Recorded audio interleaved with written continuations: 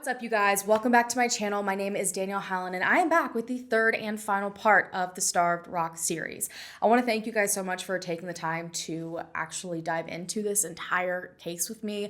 I know it's been a lot of information, and I don't typically post multiple parts on a case on my channel, but I'm sure you understand now I could not have possibly done just one video and felt comfortable with the picture that would have painted. And with that being said, there is still so much I have not been able to touch. So remember that my videos are not the end all be all. There's a lot out there for you guys to consume on this case. There's books, there's a documentary, there's Andy Hale's podcast, Chester Weger's attorney. So definitely take a look into those things to continue forming your own opinions. Let's go ahead and jump right into this. So as a brief recap, 3 women, Lillian Oding, Mildred Lindquist, and Frances Murphy, were horrifically beaten and left in the mouth of a cave in Starved Rock State Park. What was supposed to be a nice winter vacation had turned into a triple homicide that shook an entire county and the lives of 3 prominent families, and it continued to shake people up and have the community unsettled for decades, literally to this day. After the crime occurred, investigators doubled down to try and find answers, but with questionable crime labs involved,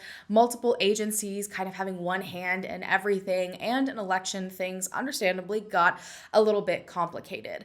And while the evidence and the experts seemed to all point to this idea that there were multiple killers involved, authorities eventually zeroed in on 21-year-old Chester Weger, an employee at the lodge that the women had been staying at. Chester had passed numerous polygraphs in the 8 months following the crime, but suddenly in October of 1960, Chester failed 2 of them, and because of this, he was put on 24/7 surveillance, and ultimately, he confessed to the crime. At his trial, the prosecution claimed that he had been on their suspect list for a very long time, and scratches on his face, as well as changing stories, had really led them to be suspicious if Chester was potentially involved. Other circumstantial evidence also pointed toward Chester, but at his trial, even according to the jurors, it was ultimately the confession that did him in. Confession that Chester had since recanted and even claimed was coerced, and was kind of the basis of the entire defense during the trial. When we left off in my second video, Chester had been found guilty of the murder of Lillian Oding. Prosecuting attorneys decided to try him for all of the women separately, just in case things didn't go as they wanted, because all they really had was the confession and some circumstantial evidence. So for some reason, the trial for Lillian did not go well. They would move on to prosecute him for the murders of Mildred Lindquist and Frances Murphy.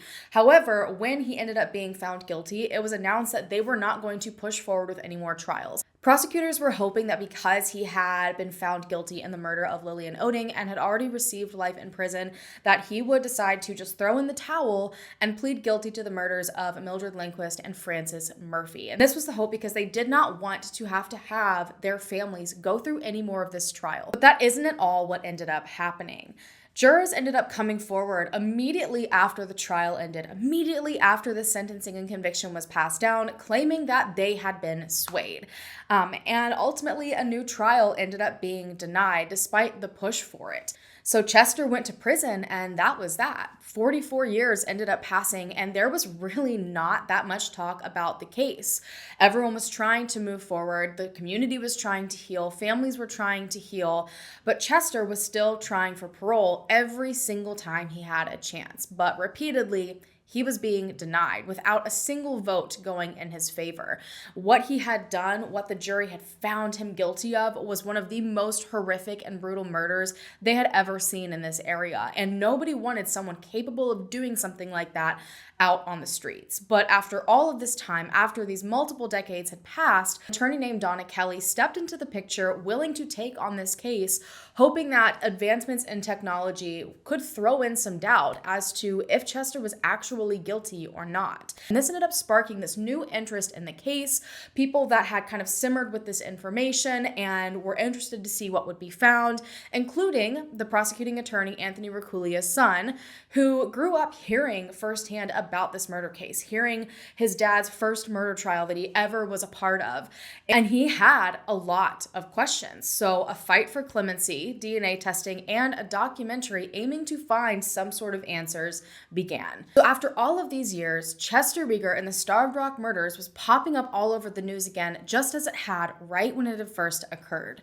It seemed that Donna Kelly was pushing a lot, wanted people to know about this, hear about this, and her main goal was to really strongly point out the circumstantial evidence in the case that had completely failed to directly point to Chester. But as with the rest of this case so far, and things are still dealing with to this day, it's really difficult to kind of point out issues with a case so old based on standards that we expect today. It's a very slippery slope, but she had a lot more than just pointing out this circumstantial evidence in her pocket. Shockingly, Chester, yet again, after all these years, was changing his alibi. But this time, he actually had someone to corroborate it. For the first time ever. A completely shocking twist, in 2004, Donna Kelly presented an affidavit from 88-year-old Ben Franklin, okay? He was the owner of a barbershop in the neighboring town of Oglesby, which is the same town that I believe he claimed he had been at a restaurant in, which was another one of his alibis. But according to this affidavit, Chester was at this barbershop at the time of the murders, and this owner of the barbershop was agreeing with this. Franklin claimed that Chester had come into the shop sometime the afternoon of March 14th, 1960, so the day of the murders. Now, he could not say for sure a time. He couldn't even say if he was the one who cut Chester's hair or not. He said likely he did because Chester wasn't one to just like stop in and hang out. But what he did remember for a fact was that at around 3:30 or 4 o'clock, Chester had walked out of the barbershop and pointed to an airplane in the sky. And Franklin said that he actually stopped working on another client to come and look at this airplane that Chester was pointing at. After gawking at this plane for a moment, Franklin claimed that Chester said he was going to be late for work, so he left. Franklin went on in the affidavit to speak on Chester's behavior in the following months as well, saying that Chester was always complaining that he was being harassed by law enforcement, that they would come and wake him up at like 4 a.m. to question him, that he was just repeatedly being kind of disturbed in order to get more information from him about this case, that he'd already given them everything he had known about. When they put him on surveillance, Chester even told Franklin that he couldn't even hold a cigarette because it had him so on edge. He had so many people following him, watching his every move, that Chester was so upset that he eventually said, quote, "I don't know what I'm going to do. I guess I'll have to give up, and I didn't do it." So according to Franklin, everything the police were doing to Chester was starting to wear thin on him. Franklin even claimed that Chester must have given this alibi to police at some point because authorities had eventually come to question him about it, asking him exactly when Chester had come in for a haircut, which is interesting because in all of my searching, which granted I did not see every single thing possible on this case, I never once stumbled across this alibi up until this point. This was the very first time anyone was corroborating where Chester may have been, placing him somewhere other than the crimes since the murders. And the fact that this man is also claiming that he, I guess, corroborated that alibi with police at some point and it just never showed up anywhere is definitely something that is alarming. But in the same breath, this man was well into his 80s and it had been decades since March 14th, 1960. And so it's really difficult to put all your eggs in one basket when it comes to a claim like that because you have no idea what could have happened to someone's memory in that time frame. There's already a lot of different scientific studies and things that show that witness accounts are already kind of willy wonky even directly after the crime just because our brains work in mysterious and weird ways. I'm very curious if anything has ever been found to kind of put more validity into this affidavit, this statement from Ben Franklin, maybe notes or something from authorities that said they went to speak to him. They asked him about this haircut, just anything that corroborates what he is claiming. And another thing that kind of, for me personally, threw a wrench into this was the fact that Chester remained adamant in a couple of interviews that he did in the documentary in regards to the Starved Rock murders that he had told police about this alibi in his very first interview. This is the first alibi that he had given. However, none of his interviews that I have personally seen ever mentioned him getting a haircut. It's just the same thing over and over again about being in the powwow room, in the lodge, writing letters. So I just don't know how to feel about that information. Donna Kelly probably knew because of all of this that they were going to need more than just the affidavit. Well, it's definitely something huge. Corroborating something like that is very difficult to do.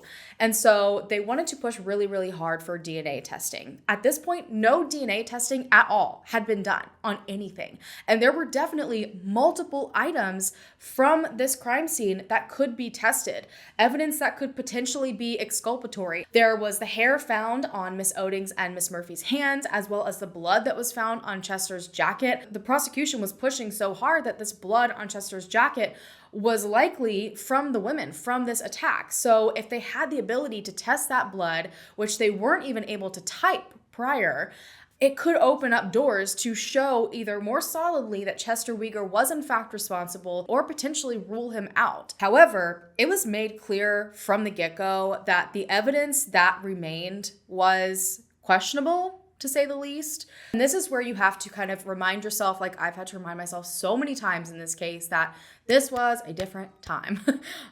It's hard to put standards from today on back then. So having that understanding and kind of recognizing that is very important.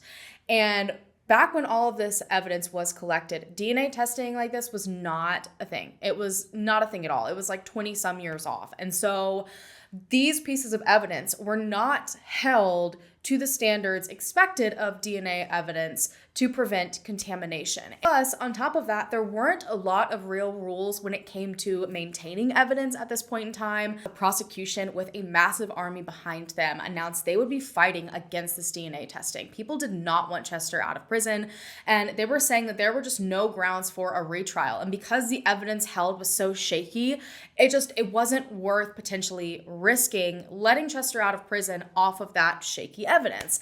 On top of that, they worried that this would just totally undermine the government and the jurors' decisions, which is something that should be respected and understood and would just end in a spiral of retrials in cases far and wide. But interestingly, Anthony Reculia, one of the original prosecuting attorneys, came forward and said, I would absolutely welcome DNA because he so strongly believed that Chester Weger was responsible that he felt it would do nothing more than firmly point directly at Chester. This was not something that made him worry in the slightest. In July of 2005, the prosecution got exactly what they had been hoping for.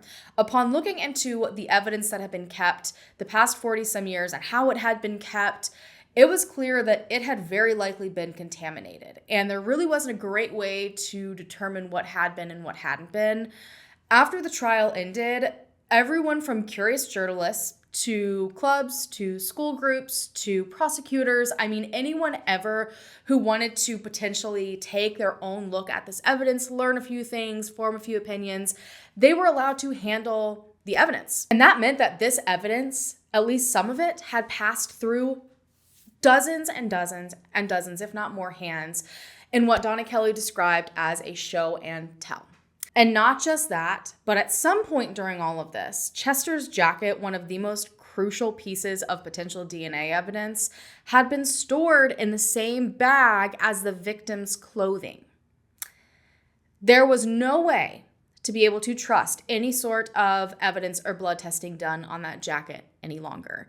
So Donna Kelly dropped the request for DNA testing. She realized that was not going to go anywhere, but she was not giving up. She still wanted to fight against this circumstantial evidence and the fact that she believed his confession was coerced. So when it came to all of the circumstantial evidence, she really shed a light on a lot of things that we have already kind of dabbled on in my previous video, when it comes to circumstantial evidence, but also things that should have been brought to trial that weren't, things that could have potentially been exculpatory.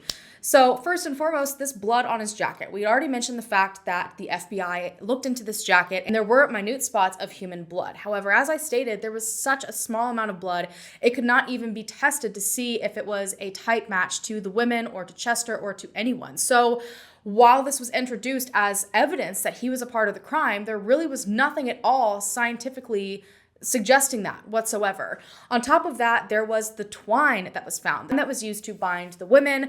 And one of the big things in the case was the fact that this twine came from the kitchen and Chester had access to it. But there had also been absolutely no testing of the twine found in the kitchen to the twine found around the women to solidly say that either. The only person they brought forward during the trial to really push in that this twine is similar to the twine in the kitchen was a chef, was not even an expert that knew anything about it. And the type of twine used was so popular that it likely could have been found in numerous places around town. Every butcher shop, anywhere that wrapped packages. It was accessible even in the kitchen alone by multiple employees, not just Chester. So the idea that this twine was somehow directly linked to him didn't really make any sense because there was nothing at all proving that.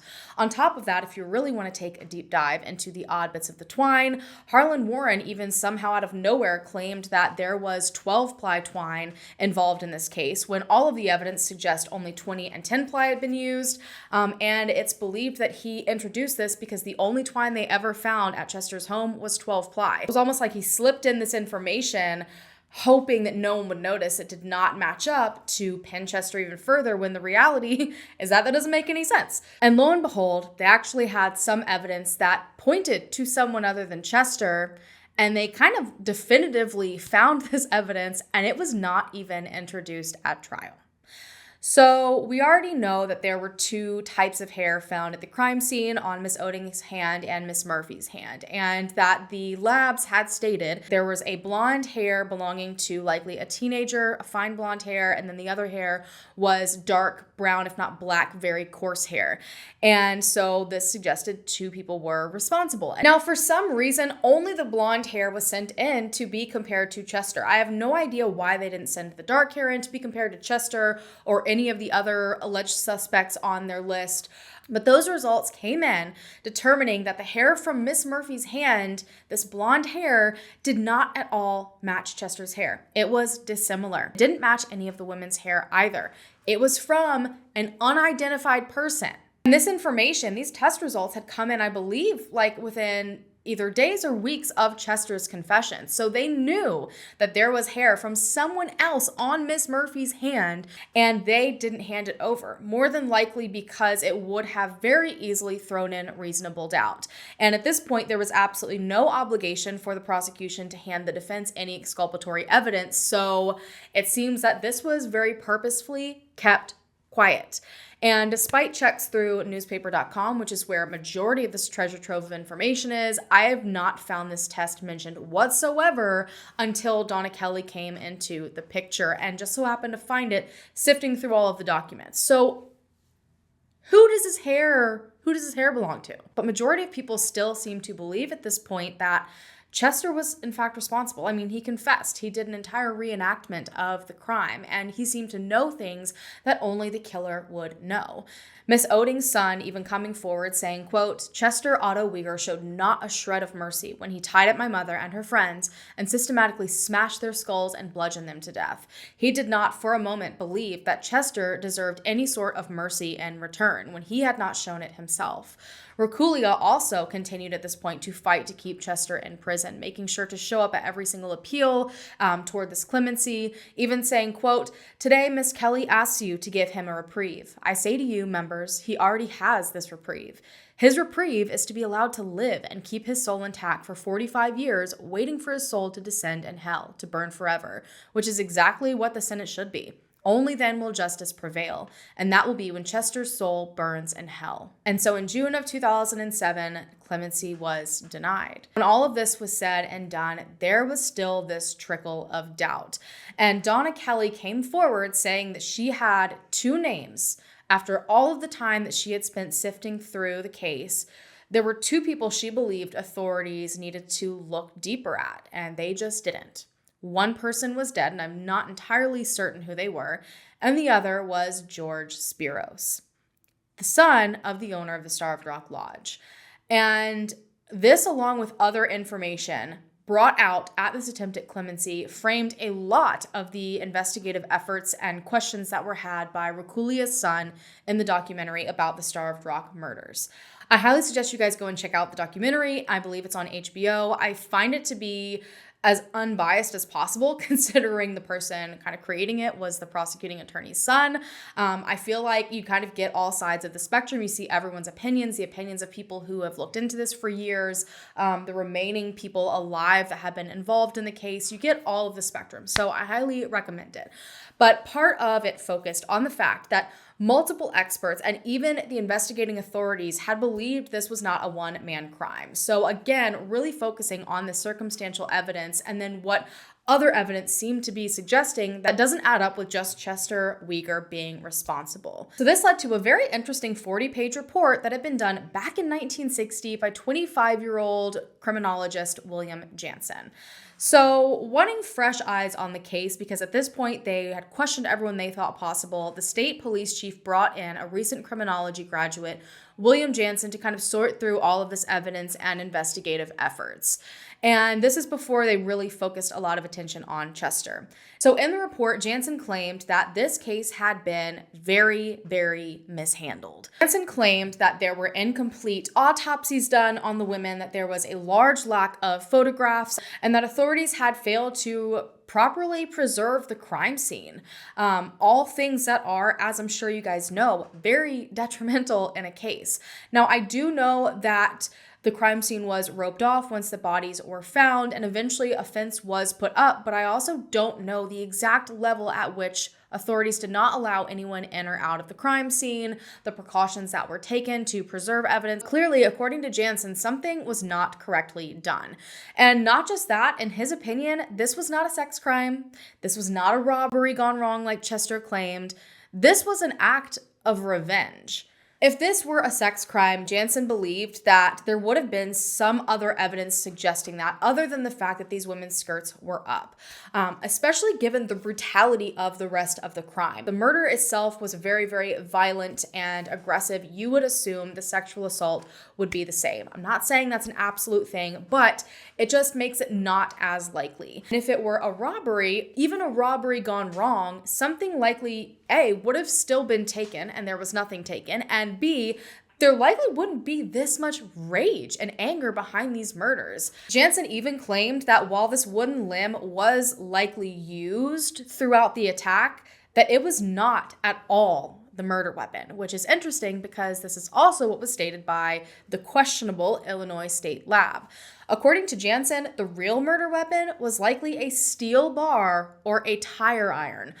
Something else that had already been brought up previously in this case as potentially being something that was used, but very quickly fell off the radar. The damage to the women's bodies suggests a much more sturdy weapon was used than a branch for the killing blows. Decayed or not, this branch, it's just not likely it did what it's being claimed it did. And on top of that, it was found that Miss Murphy had chrome on her shoe. And so this kind of supports this possibility of this other weapon being used. Now, obviously, the camera had also been used, the binoculars had also been used, but he was saying the murder weapon has not ever actually been found. This crime reeked of revenge, of overkill, of anger, possibly particularly toward Miss Murphy. Now, if you remember, Miss Murphy had her fingertip cut off, which was something that I was just like, that makes no sense. How did this happen? Maybe it was an accident, but it was like perfectly severed as if it had been cut by a knife. And that's interesting because there was never a knife found used in the crime otherwise, potentially meaning that whoever did this knew they had a weapon capable of a faster death and chose a much more torturous method, which again just adds to the idea that this was a revenge type of crime. It makes you question why this fingertip was taken. Was it like, oh, here's proof that I killed her, or here is, a trophy for what I have done? It just seems like a very odd thing to do, and there's not really anything else to explain why someone would cut her fingertip off.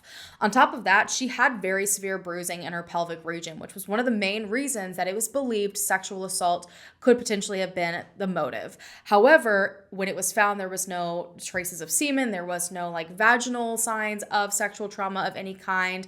It started to be theorized that she was more than likely just repeatedly kicked in that area. It was also found that Miss Murphy was the only one that had been repeatedly urinated and defecated on. So you can kind of build this picture now that it seems that either Miss Murphy really upset this attacker during the attack to the point where this became more of a personal thing throughout the entirety of the murders, or it was someone specifically targeting Miss Murphy. And so that leads you to why. Well, Jansen had an answer for this as well. Miss Murphy's husband at one point had been an attorney in a neighboring area, and Jansen said that everyone around him needed to be checked thoroughly, that if he had any enemies, people that he worked for, people that he worked against, that they very well could be behind this. So this definitely seems like a very plausible avenue to go down, and considering the fact that authorities during the time that this came out obviously had absolutely nothing, I would assume they looked into this. However, I've not been able to find anything about what was done with all of this information. There was also a very interesting revelation around the time of the clemency and when the documentary started, so decades later, that potentially corroborated this idea that was initially introduced all the way back in 1960.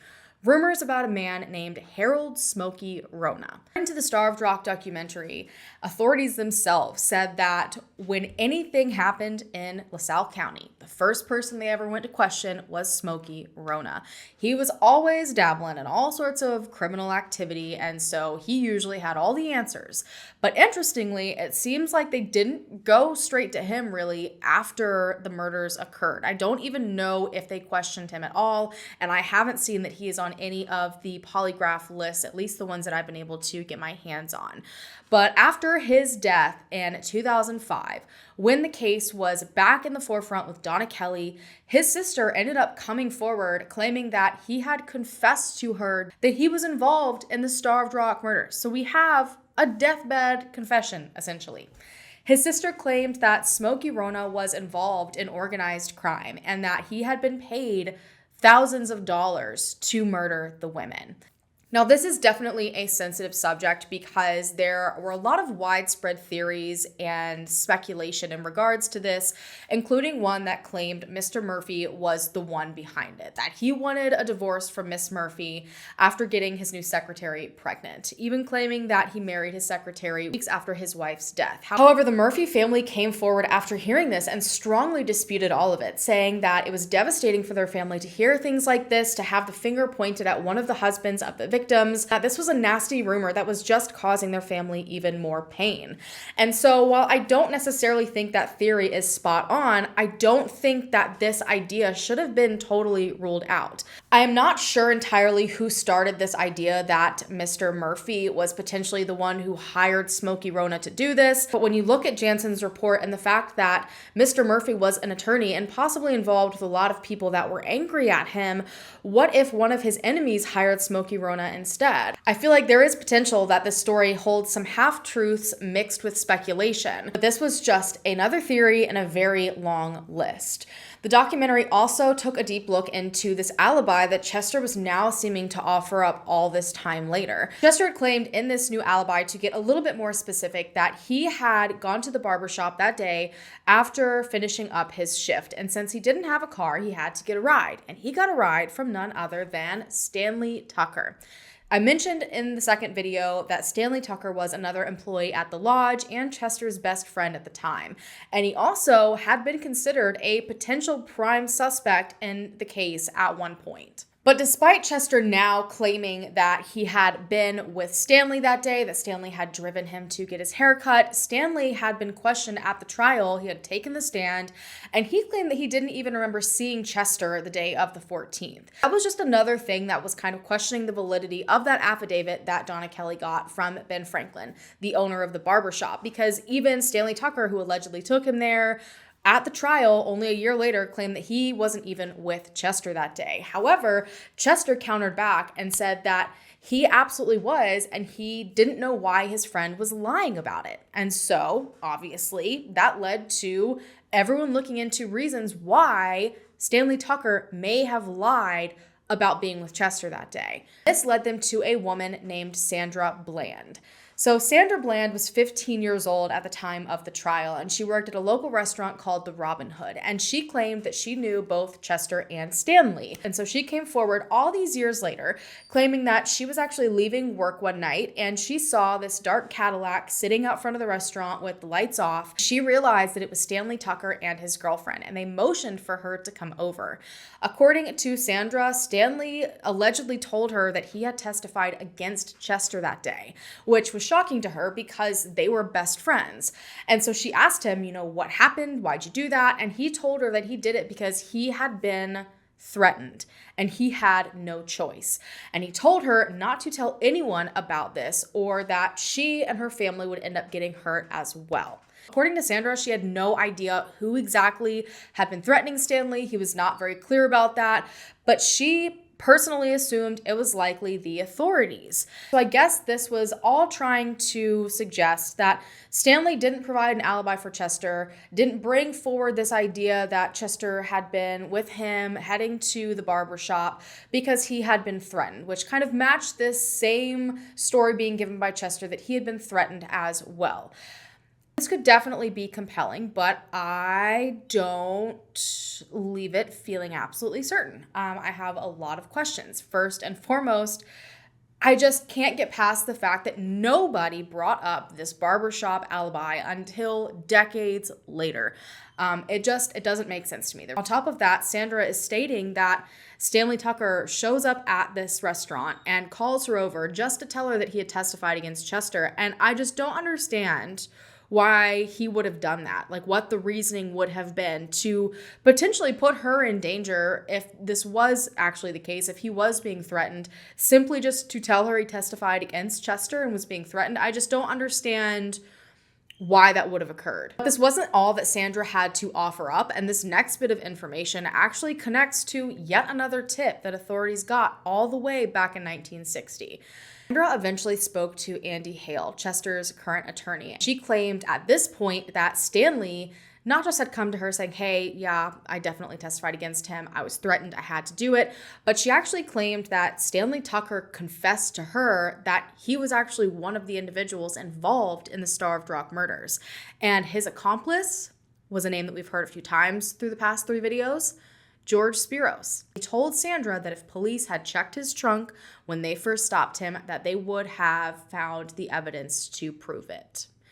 That is massive. That is a very, very big piece of information to bring forward. So they dove headfirst into these claims and ended up unearthing old articles and an old tip that seemed to be buried under dust that potentially corroborated what Sandra was saying. All the way back on April 20th, 1960, a woman named Lois Zelinsik went to authorities with a tip.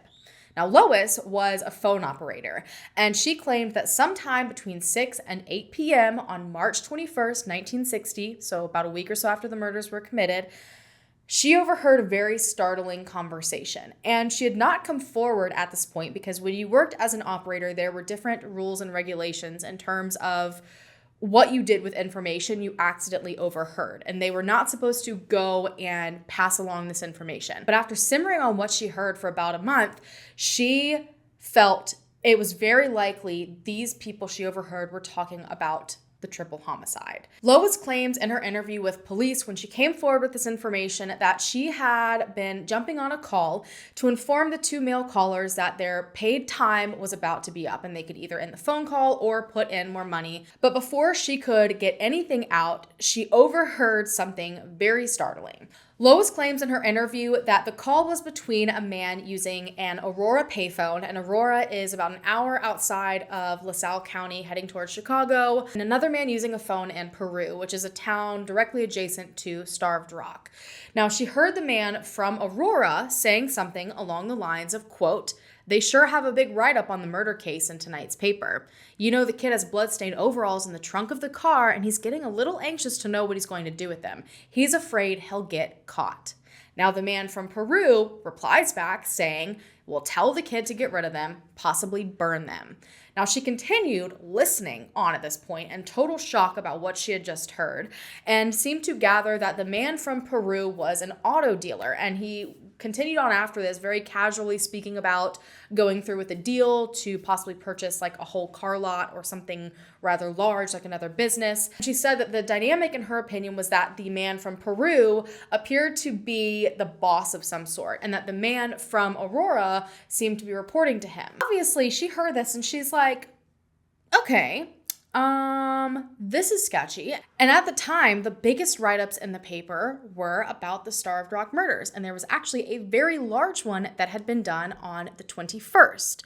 So it appears from articles that when this information was in fact given to authorities, they did look into it. They wanted to look into this tip, and they were able to find that this call had been made from a payphone outside of a tavern owned in Aurora by a man named Glenn Palmatier, and that he made this phone call to his brother's home, his personal home, a man by the name of William Palmatier. And sure enough, William Palmatier was in fact a car salesman. Now, both men had a lot of lengthy history in terms of being involved with the government. Like, they held official positions. Now, authorities went to confront these men about it, and apparently they got a very interesting response. Glenn from Aurora did in fact make a call to his brother. He admitted to that.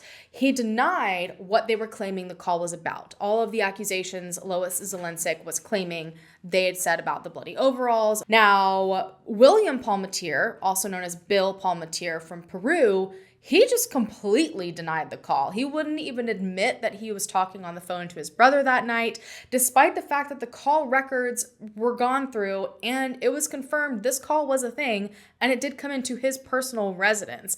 But he would not budge on the fact that this phone call didn't happen. And so eventually they got Glenn Palmatier to agree to a polygraph to rule himself out. But William seemed to drop from the face of the earth. It's not mentioned if he ever took a polygraph, if he ever was formally questioned by police. And after this, it doesn't really say if they were ruled out or anything of the sorts. Information about them just stops. Why this is interesting is because Sandra Bland had claimed to Andy Hale that Stanley Tucker said if authorities had checked his trunk when they first stopped him, that they would have found evidence. And you've got these men on a phone call talking about evidence from the murder being in the trunk of a kid's car. A little strange. Something that I personally find interesting and could potentially be explained away, and I just don't have the information to do so, is the fact that the day this call was overheard between the Palmatier brothers was the same exact day that in the Chicago Tribune, it was reported that a tip was put in by a car salesman, which is what Bill Palmatier was, reported seeing two men back up to the women at the west entrance of the park in that Chevy Bel Air. The same tip that seemed a bit confusing to me in the second video, because while it was claimed multiple times when this tip originally came in that this man saw a Chevy Bel Air, it eventually started saying this man saw a Plymouth station wagon, two completely different cars. Now, is this just a coincidence and they're two completely different car salesmen? Potentially. However, I can't confirm that or not because the man that put in the tip, this car salesman, they never released his name. But again, this points back to what Sandra Bland claimed Stanley Tucker told her, and that he and George Spiros were behind the murders. So this finally, after name dropping him multiple times, brings us to George Spiros. Now, George Spiros, son of Nick Spiros, the owner of Starved Rock Lodge, for very obvious reasons, had been interviewed directly after the murders numerous times. First and foremost, his dad just kind of offered them up as being the first to be questioned and polygraphed and have hair samples taken and fingerprints and all of that. And also he was frequently at the lodge, and he was there on the day of the murders. And according to the original reports on the case, George had absolutely nothing to offer up in regards to the investigation. When authorities first questioned him, the very first time they spoke to him, he said he knew absolutely nothing. But interestingly, as time passed, he all of a sudden knew a whole heck of a lot of information. April 4th, 1960, George had already been questioned, said he didn't know anything, but he, at this point, willingly walked into the cabin that authorities were using to investigate the crime at the lodge, and all of a sudden said that after a great deal of thinking, he remembered something that could be potentially important. He claimed to authorities that he had left the lodge the day of the murders at around 1 to 2 p.m. to go and visit his mother and his sisters in Evanston. First of all, he's kind of introducing a potential alibi for the time of the murders, whether that was on purpose or just as a part of his story, I don't know. But he said that when he left, he noticed 2 cars parked beside a nearby house belonging to the Harbeck family, which they will kind of come into play in a little bit. He claimed that one of the cars was a black Cadillac, which is the kind of car that Stanley Tucker drove. And the other car, the only thing he could really say for certain was that it was gray, which is also interesting to me because that tip from the car salesman claimed that eventually one of the cars he saw was a gray Plymouth station wagon. He said that beside the black Cadillac, he saw 3 women who he now believed were the 3 victims of this triple homicide. Now, while at this time when he brought this information forward, it was not necessarily monumental evidence, I think this may have been one of the reasons, however, that they did look into Stanley Tucker. It was noticed during this time that George Spiros was wearing a plaid red jacket when he came in to hand over this information. And the first thing authorities thought of was of the red Orlon fibers that were found on the women and at the crime scene. This is when things start getting a little bizarre. George reached out again on April 9th, days later, days after he comes back and went from knowing nothing to, by the way, I saw 2 cars and here's very specific information about them. But now he is saying something just weird. He started to tell authorities that he heard of a deer being killed in Deer Park, which is like between Matheson State Park and Starved Rock State Park. And this seemed like something completely unrelated to the crime, but he was obviously very upset about this and went on to ramble about how they had gotten away with it and even pointed to natives being in the area at the time. And somehow he believed that some of this information somehow connected to the Starved Rock murders. And so again, on April 13th, he was questioned and authorities received yet another bizarre response. George Spiros said, quote, "The more I think about the thing, the more confused I have become about the whole thing. I'm not sure of anything that I may have seen on that day. I know that originally I told you fellows that after lunch I went to Evanston, but after thinking over the matter, I remembered that I had started to leave the lodge, but then returned to the lodge to pick up a box of cigars." And then continues saying, quote, "On the way out is when I saw the cars parked near Harbeck. The more I think about it, the more I put Stanley and Chester in that car. I don't know why I put them there, but it just seems that they were the ones that were in the black Cadillac." So he goes from saying he knows nothing about the crime, there's nothing of importance that he has to report, to all of a sudden he's seen 2 cars, to now he's saying, well, the more I think about it, the more I have no idea what happened, and the more I don't remember. I don't trust anything that I'm saying about this day, but I'm pretty sure Chester and Stanley were there. I don't know. Maybe he was just doubting himself, or this is all bullcrap. I can't tell you. But interestingly, authorities did not really at the time focus on the information that George was claiming, and instead they confronted him about this red jacket that he had worn when he spoke to authorities prior, and they wanted a sample to potentially match those fibers to the fibers collected from the crime. So clearly his behavior was odd enough to where they're like, is he potentially involved? George ended up admitting to authorities that he had numerous red sweaters, and he handed all of them over to authorities except for one that he said he had left at his mother's house in Evanston, which makes me wonder, what was he wearing the day of the murders, the day that he went to see his mother in Evanston? But from my understanding of the fibers they were able to collect from everything that he gave over, those fibers were not found to be a match to what was found on the women and outside of the cave. George Spiros was then questioned again on October 4th, and so this is around the time they had really started focusing in on Chester. And in this interview, George straight up says that he has no idea if what he is recalling is even real memories or not. But regardless, he goes on to say that he saw 2 cars still outside of Harbeck's. He's staying with the story, matching his previous statements. And this time he has even more information saying that there were 5 men total. There were 2 men in one car and 3 men in the other. And while he did confirm Stanley was one of these men, Stanley Tucker, he could not say for sure if Chester was there. So to some, even obviously authorities at one point, George Spiros' behavior and changing stories was a little bit odd. And so that's why they had looked into him. They had questioned him. They had taken samples of his hair, of his red jackets and sweaters.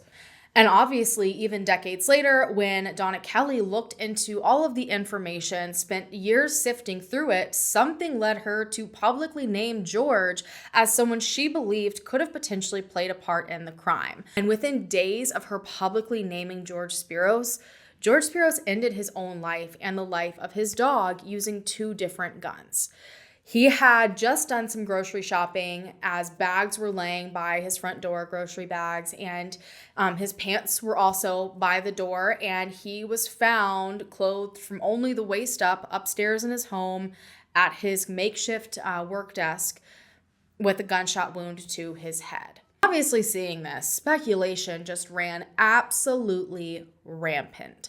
And many people believed that he realized his name had been publicly put out there again, and that he ended his own life out of fear and guilt that he would be connected to the crime. However, people that knew George personally said absolutely not. George Spiros had recently been diagnosed with, I believe, throat cancer, and he had actually just undergone surgery for the cancer, and this was one of the only reasons anyone thought to go and check on him, actually. He had missed a doctor's appointment, and so his doctor called for a welfare check, which also makes me wonder if he had voiced to his doctor he was dealing with some of the very dark things that come with a cancer diagnosis. And so many people believe that was the real reason he ended his own life, and this was all just a really awful coincidence. If he was already feeling super down about what was going on in his life, and then his name was brought up again decades later after a crime, I could imagine it would bring someone to a really, really low place. Honestly, looking at the timeline of things, I just personally don't see how he could have possibly been involved. Despite his odd behavior, which was apparently a very common thing for him,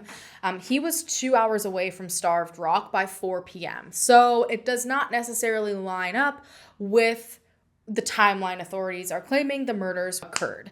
George had placed Stanley Tucker by the Harbeck's home with the 3 victims. So this again brings Stanley Tucker to the forefront, someone that was thought to be a potential prime suspect. And interestingly, this leads us to what the Harbecks had to say. So Miss Harbeck had actually been with her neighbor at the time that the women had allegedly been walking down the highway to head to the west entrance of the park. And they confirmed that they saw the women walking down the road to the west entrance of the park. Miss Harbeck and her neighbor, they were drinking coffee, saw these women walking. And what's interesting is that they claimed that one of the women was wearing pants. And the reason this is interesting is because when the women were found, they were all wearing skirts. So this brings up a big question of, is the timeline correct? Were the women actually murdered on Monday the 14th, or did something happen on Tuesday the 15th? And while that may seem like absolute crazy speculation, kind of out of nowhere, as I stated, eyewitness statements can be wishy-washy. They weren't the only ones that claimed one of the women had been wearing slacks when they were seen on that Monday. And on top of that, apparently there were 2 witnesses at the front desk of the lodge that witnessed one of the times Mr. Murphy called Tuesday the 15th. Someone at the lodge, when Mr. Murphy called that morning, checked in on all of the information they had and confirmed that the women had allegedly been seen at breakfast Tuesday morning, that they had retrieved their ticket that they needed to eat. And so this could potentially completely throw off the timeline of the case, which in turn could completely change the validity of alibis given for Monday the 14th if the crime potentially occurred on a completely different day. However, that obviously has not been confirmed, and that is just yet another theory in the midst of theories in this case. But regardless, all of these different tips are starting to connect more. These women saw the 3 victims walking shortly after 1 p.m. towards the west entrance of the park, matching the same timeline that George placed seeing them speaking to Stanley Tucker, the same place that the car salesman claimed the women were talking to 2 men in the car, which again matches George's story. And then there's the second car that's thrown in the loop, which also matches George's story. So does all of this somehow connect in a bigger way that was just never figured out? Hearing that 5 men possibly attacked the women sounds a lot more plausible to me than one overpowering them all. And even the evidence strongly suggests this. And so it just makes my head absolutely spin. It just seems that every single thread followed in this case to other potential suspects, including Chester, has led to a tangled mess of coincidences, strange witness accounts, he said, she said, conflicting information. But in my opinion, at the very bottom of it all, so much suggests there was more than one attacker. And while I can't say for certain if Chester Weger is guilty or not, obviously the jury found him guilty, I personally feel that he was not in any way, shape, or form the only person involved at the very least. So I feel like, in my opinion, it's easy to understand why a lot of people believe that something here isn't right. Now, whether it's because something actually isn't right or because there's just a lack of information connecting all the dots or there was not a great investigation, it's hard to say. Even when you look at the foundation of everything, the way that the women had to have been handled during the attack. Reports from the trial state that the women were all beaten while sitting in a row, quote, tied together in some fashion such that the opposite arms of adjacent victims were tied together beneath their knees.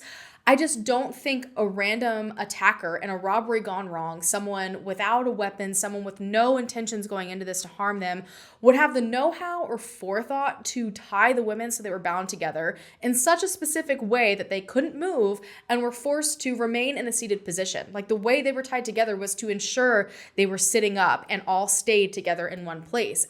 And I just feel like it takes someone knowing what they're doing or having done this before, or at least multiple people, to accomplish something like that. Add to that the fact that it has been stated that at least 4, if not more, weapons had been used in the crime. How does one person do, I just don't get how one person does that. It also makes me really think about the confession and the fact that Chester Weger claimed that he walked down the trail, left the women, was literally out of the canyon when Miss Murphy came back and started attacking him. And that's when he picked up this log, this tree branch, and hit her with it. And he even claims that he puts the branch down, picks her up fireman style, and carries her back to the cave before taking that same branch that he left all the way back on the trail to kill the other women. What did he tell them? Hey, stay here, don't move, and then went back to get the branch? I just feel like there are too many unanswered questions here. And the idea that this was a setup to frame Chester for the benefit of everybody that's investigating the crime also is something that has not disappeared in all of these years. Harlan Warren's daughter actually ended up coming forward and providing information found in his notes after his death that potentially suggests that he was set up. And while it can't be said who exactly wrote these notes, this is a summary of what is written in them. And it basically is this outline of how they were going to get Chester to confess. Handwritten notes say, quote, "How do you prove Weger was present? Known eyewitnesses. Get man to confess. Persuade him. Commence psychological warfare. Focus on one man. Put trail on him night and day." It goes on to mention the assault when Chester was a teenager and the assault on the couple in Deer Park, and then mentions arresting him for questioning to hopefully charge him, followed by, quote, "Pick him up 5:30 or 6 p.m., have deputies take him up 5th floor, started interrogation, 15 hours there." That is just a very interesting handwritten note, in my opinion.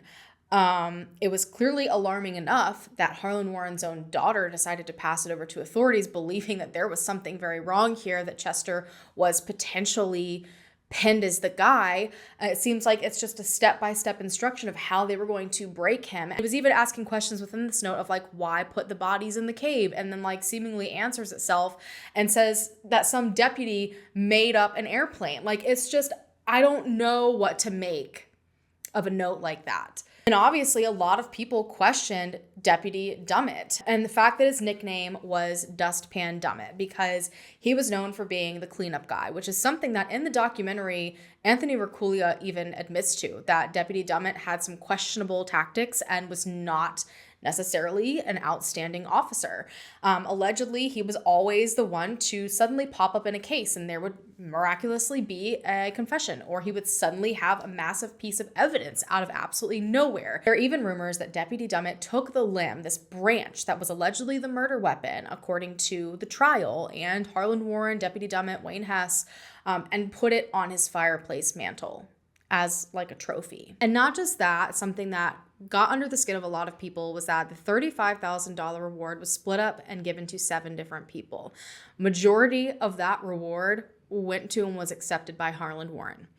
And Deputy Dummett and Deputy Hess also took a smaller portion of the reward. And a lot of people believe that was wildly unsavory of them to do. A portion of the reward also went to that original polygraph examiner that worked for Reed and Associates. Another portion of the money was given to the 2 women and the young girl who were in St. Louis Canyon a couple days prior to the murder that gave the tip about that strange man and his weird behavior. Finally, the remaining part of the reward went to Sue Osepik, the woman who kind of brought to attention the similarities between the case in Matheson State Park and Starved Rock. Donna Kelly had even introduced at the clemency hearing that this red and white airplane, another massive piece of evidence that seemed to be something that Chester knew that only the killer would know, was even questionable because this airplane was confirmed by Deputy Dummett, this connection. And interestingly, this airplane belonged to the Ottawa Airmen's Club. And who was a member of the Ottawa Airmen's Club? Deputy Dummett. And this plane that belonged to the Ottawa Airmen's Club could be flown by anyone in the club. So Deputy Dummett would have been very well aware of this airplane. He also was friends with the manager at the airport and knew of the pilot that was said to have flown the airplane that day. And I guess what Donna Kelly was trying to suggest, bringing all of this forward, is that if Dummett had in fact fed this confession to Chester, he has a connection to one of the things that the killer allegedly would have been the only person to know of. And he could have been the one to introduce this information, seeing as he would have had access to all of it. On top of that, just the fact that he perjured himself on the stand, amongst other things. He was also, I guess, the paid photographer for the crime scene and had lied about how much money he made off of it. There was just a lot of speculation there when it came to his involvement and the shady things that might have occurred. Just a very, very messy situation. And at this point, with all of this information kind of coming out, the parole panel started to slowly toss votes Chester's way. And in 2019, the parole hearing that Chester's family had been waiting for happened, and the parole hearing that the victims' families had hoped would never come. After being the longest serving inmate in Illinois state prisons, it was voted that Chester would be paroled. It was stated that a few of the reasonings behind their decision was, first and foremost, Chester's age. He was 80-something years old. The time he had already served was a very long time. He was the longest serving inmate. He's not anymore, but he was. And also his lack of disciplinary actions while he had been incarcerated. He had been described as being a model prisoner. Granted, we know that can mean absolutely nothing, but it did contribute to why they decided to release him. An Oding relative said, quote, "We've been fighting this for 40 years. It is the state of Illinois' job to make sure this man has been given the tools so that he can succeed outside and make a peaceful transition to the community. And if he's not ready and he doesn't succeed, it's on y'all." The last remaining juror, who was asked to remain unnamed, also commented on his parole, saying that she was still scared to that day to be linked to the crime. And at that moment, she still fully believed in Chester's guilt.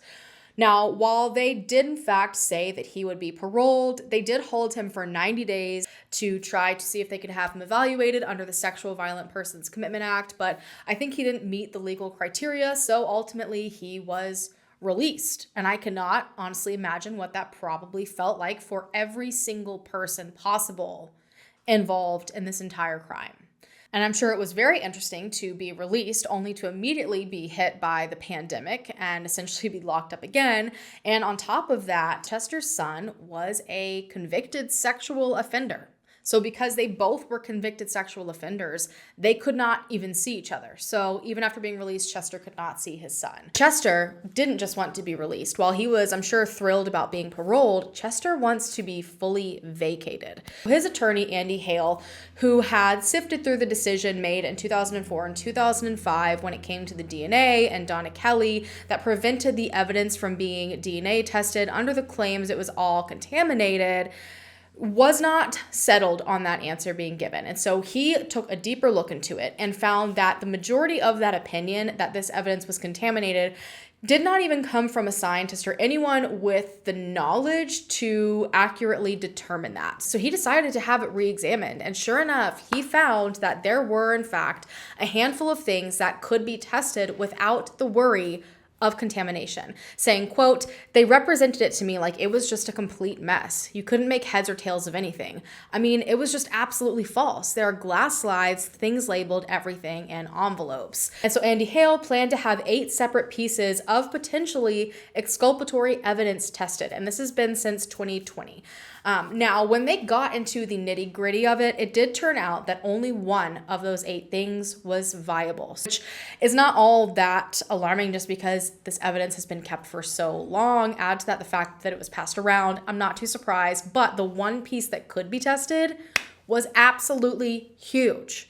It was the hair that was found on Miss Murphy's left index finger on her glove. The same hand that had the fingertip carefully cut off, which suggested that this hand had been handled directly by the attacker, meaning that it was a huge chance that this hair, already proven dissimilar to Chester, belonged to the actual attacker. And so they wanted DNA confirmation to see if this hair belonged to Chester or not. And the DNA pulled from this hair was found to not at all match Chester Weger. This hair came from an unidentified male, something that they already had known through basic forensic testing decades ago before Chester was even tried, but now it had been confirmed through DNA. And so this was massive. It was announced this last February that they were going to try to run the DNA profile through a database to see if there were any hits at all, anything that could point to another potential person, lead them to another route to investigate. But unfortunately, it was more recently announced that there were absolutely no hits, which honestly, again, does not surprise me, given the fact that the time DNA would have been collected from anyone responsible, there was no database for it. There was not even DNA testing being done at the time. So I personally am hoping and crossing my fingers, because this is so wild to me that there is literally someone else's DNA on the victims, that somehow genealogy can be brought into this. This DNA evidence is absolutely massive and potentially exculpatory. Andy Hale didn't just find that. Andy brought in multiple different experts to look into other bits and pieces from the crime, including an expert to look at the autopsy reports from the women. And the conclusion of this report, done by David R. Fowler, states that the force that was used to cause the injuries on these women was so substantial that you more often see these in car crashes or falls from a very high height, extremely high energy impacts. It could be done by devastating blows by a handheld weapon, but what he goes on to say is that the defining features of this weapon, after looking at the photographs, the autopsy report, it was a cylindrical object around 3 to 5 inches across. So, okay, that could potentially line up to this branch. This branch is 4 inches in diameter. And there was also another weapon with a squared off or pointed end.